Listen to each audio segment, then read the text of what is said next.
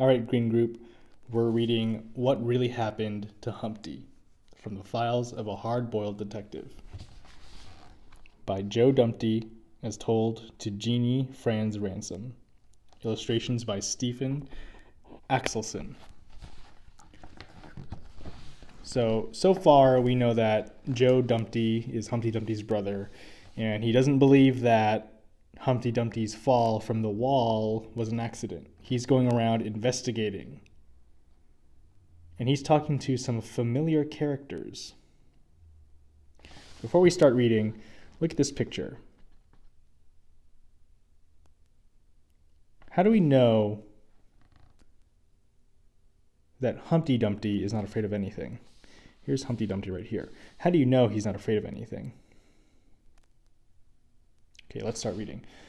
My brother wasn't afraid of anything. That's why he was the perfect neighborhood watch captain. What happened to Humpty wasn't your fault, Spider, I said. Remember the giant? Keep off the grass. And the giant says, sorry. You know, the giant is saying sorry because of the speech bubble, pointing at the giant. It wasn't anybody's fault, Muffy chimed in. It was an accident. Agreed, Chief Goose said. Go on to the hospital, Joe, she told me. I'll write up an accident report. Accident report? No way! Whose handwriting do you think this is?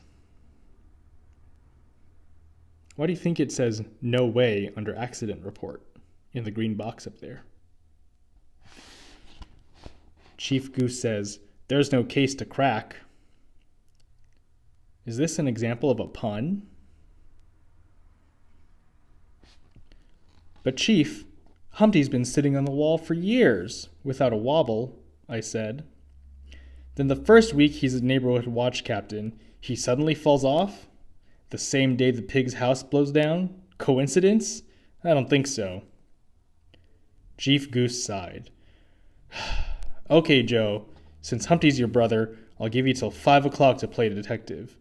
If you don't have anything by then, I'm writing that accident report. Why does Chief Goose give Joe until 5 o'clock to solve the case?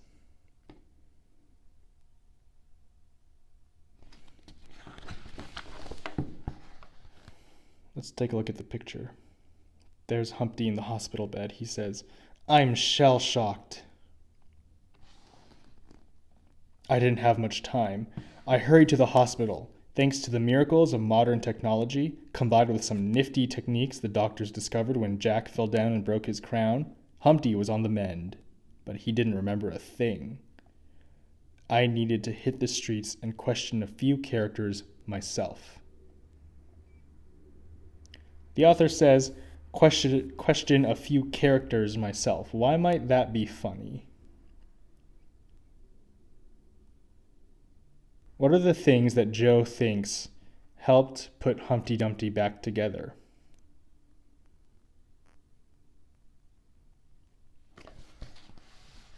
My first stop was the bears. I rang the doorbell 3 times and was about to give up when the door opened to reveal a bare foot. I was expecting a barefoot. I showed the blonde my badge and asked about the bear's whereabouts. I'm house-sitting, she said, yawning. Late night? I asked. Early morning. Some dog started howling and woke me up. How early? I probed.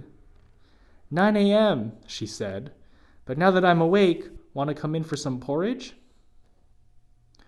Why is the word bear over there italicized?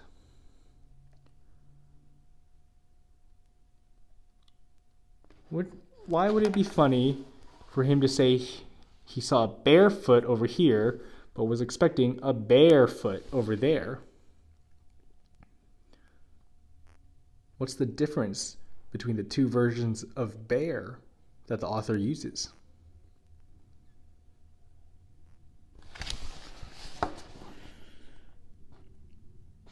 Okay. 9 a.m., she said. But now that I'm awake, want to come in for some porridge?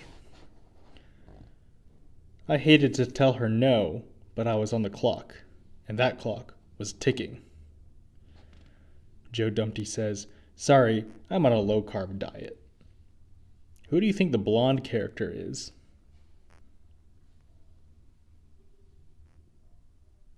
All right, we'll read and talk more about what really happened to Humpty tomorrow.